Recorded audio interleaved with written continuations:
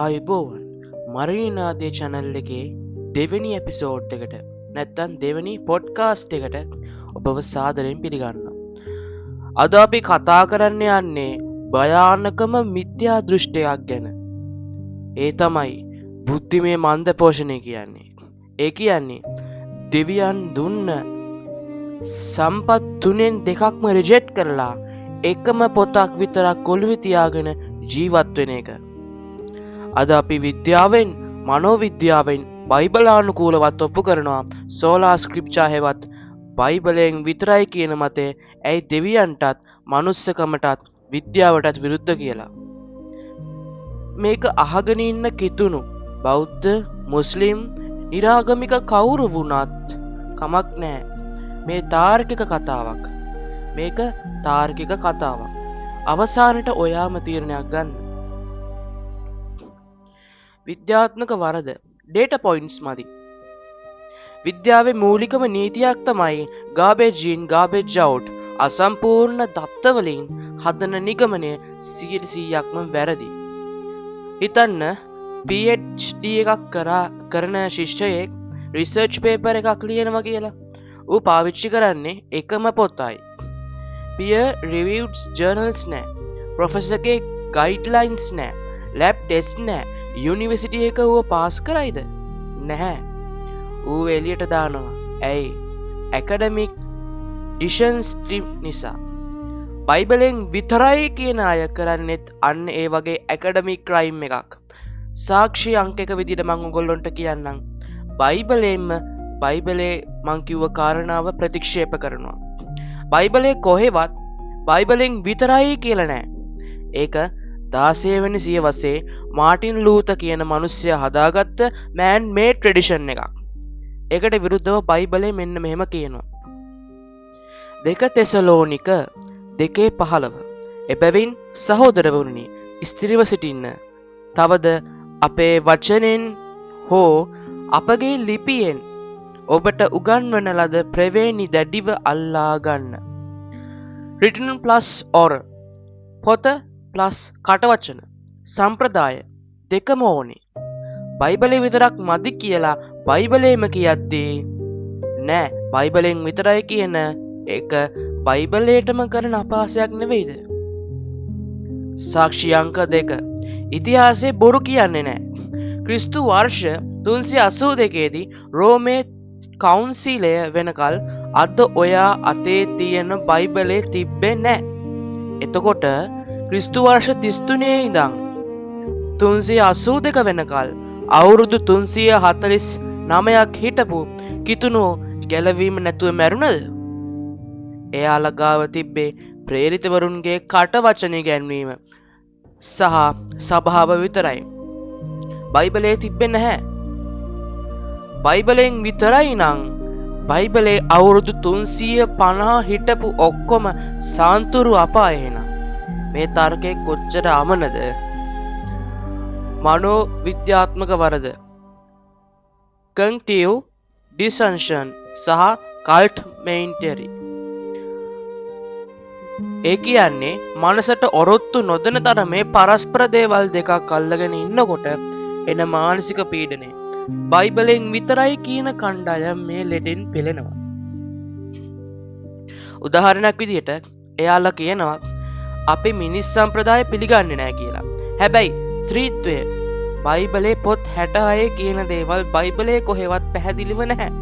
ඒවා ක්‍රිස්තු වර්ෂ 325 382 සභා රැස්වීම් වලින් හදපු සම්ප්‍රදාය. ඒව නම් පිළිගන්නවා. මේක ඩබල් ස්ටෑන්ඩඩ් එකක්. එයාලා කියනවා මැරිච්ච අයට කතා කරන්න එපා කියලා. හැබැයි ජේසුම රූපාන්තරණය වෙලාවේ මෝසෙස් සහ එලියා එක කතා කළා. ලූක් 9:30 බලන්න ඕගොල්ලෝ. මෝසෙස් මැරිලා අවුරුදු 1400ක්. එතකොට ජේසු වැරදිද? මේ පරස්පරේ වහගන්න යාලා මොකද කරන්නේ? ඩෙමොනයිස් කරනවා. කතෝලික සභාව වැරදි සාතාන්ගේ වැඩ කියලා ලේබල් ගහනවා. මේකට කල්ට් ෆිලොසොෆි එක නැත්තම් කල්ට් සයිකොලොජි වල මුලින්ම ලක්ෂණයක් තමයි us with them mentality කියන්නේ. ඩොක්ටර් රොබර්ට් ලිෆන් කියන මනෝවිද්‍යාඥයා කල්ට් එකක් හඳුන ගන්න දීපු කරුණු 8ක් තියෙනවා. ඒ 8න් එකක් තමයි ට්‍රොක්නයෝ ඕවර් පර්සන්. ඒ කියන්නේ මාගේ නිකායේ ඉගැන්වීම වැරදි කියලා ඔප්පු වුණත් මම ඒක අතාරින්නේ නැහැ කියන මානසිකත්වය. බයිබලෙන් විතරයි කියන අය ඉන්නේ අන්නේ ඩයග්නොස් zone එකේ. දේව ධර්මීය තාර්කික වරද දෙවියන්ව පොතකට කොටු කිරීම අපි බලමු පොඩ්ඩක්. දැන් අන්‍යාගමික සහෝදරවරුනි, ඔයාලටත් වැදගත් වෙන දෙයක් කියන්නම් මම. ඕනෑම ආගමක මූලිකම ප්‍රශ්නය මොකද්ද? දෙවියන් අසීමිතද සීමිතද කියන එක. දෙවියන් අසීමිත නම් උන්වහන්සේට කතා කරන්න පුළුවන් ක්‍රම අනන්තයි.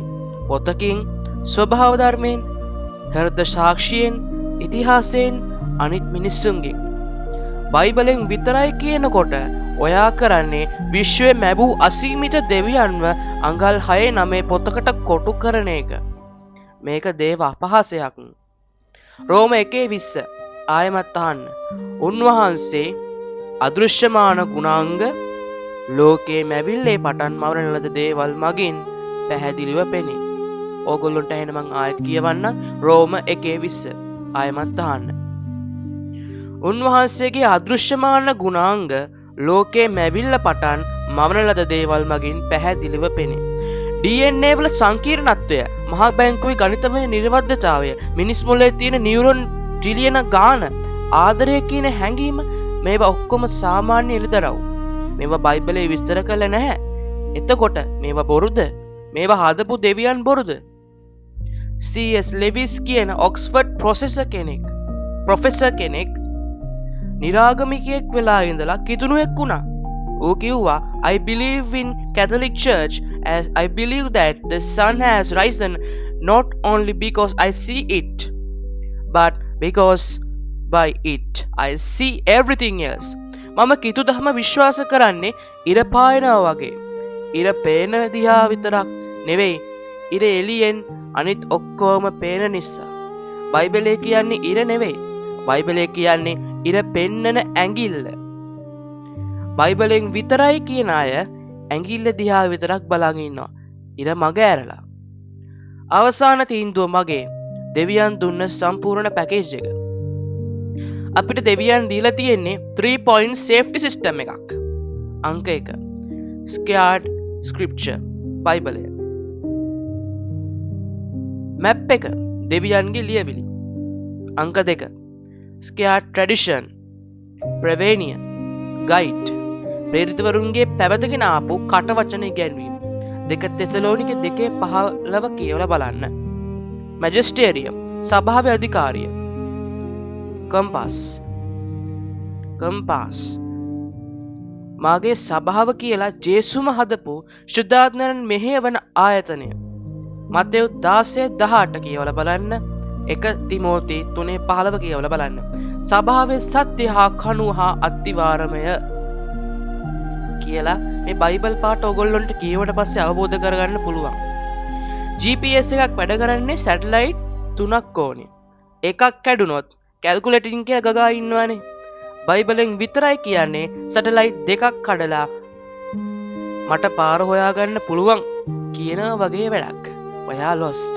ඉතින් සහෝදරවරුනි, උගත්කම කියන්නේ එක පොතක් කටපාඩම් කරන එක නෙවෙයි. උගත්කම කියන්නේ අදාළ සියලුම ඩේටා පොයින්ට් සලකලා නිවැරදිම නිගමනයට එන එක. කතෝලික සභාව අවුරුදු 2000ක් තිස්සේ බයිබලයත් විද්‍යාවත් දර්ශනයත් මනෝවිද්‍යාවත් තුලනය කරගෙන ආපු ඉන්ටර්කියුටල් ට්‍රැඩිෂන් එකක් තියෙන තැනක්. ඉන්ටලෙක්චුවල් ට්‍රැඩිෂන් එකක් තියෙන තැනක්. අපි ගැලීලියට කරපු වැරද්ද පිළිගන්න තරම් නිහතමානී බිග් බෑන්ග් තියරි එක හදපු ජෝග්‍රස් පියතුමා වගේ විද්‍යාඥයෝ බිහි කරපු තැනක්. ඔයාගේ ආත්මය PhD එකක්. ඒක PDF එකකින් පාස් කරගන්න යන්න එපා. දෙවියන් දුන්න සම්පූර්ණ ලයිබ්‍රරි එක, සම්පූර්ණ යුනිවර්සිටි එක පාවිච්චි කරන්න, තර්ක කරන්න, ප්‍රශ්න අහන්න, හොයන්න. නමුත් අසම්පූර්ණ දත්ත වලින් ජීවිතේ ලොකුම තීරණය ගන්න එපා. මම ජනිත්. අපි ඊළඟ එපිසෝඩ් එකෙන් හමු වෙමු. සත්‍යව සත්‍ය සොයන ඔබ සත්‍යය විසින්ම නිදහස් කරත්වා. ප්‍රශංසා වේවා ජේසුස් පියාණන් වහන්සේට සදාකාලෙටම ආමේන්.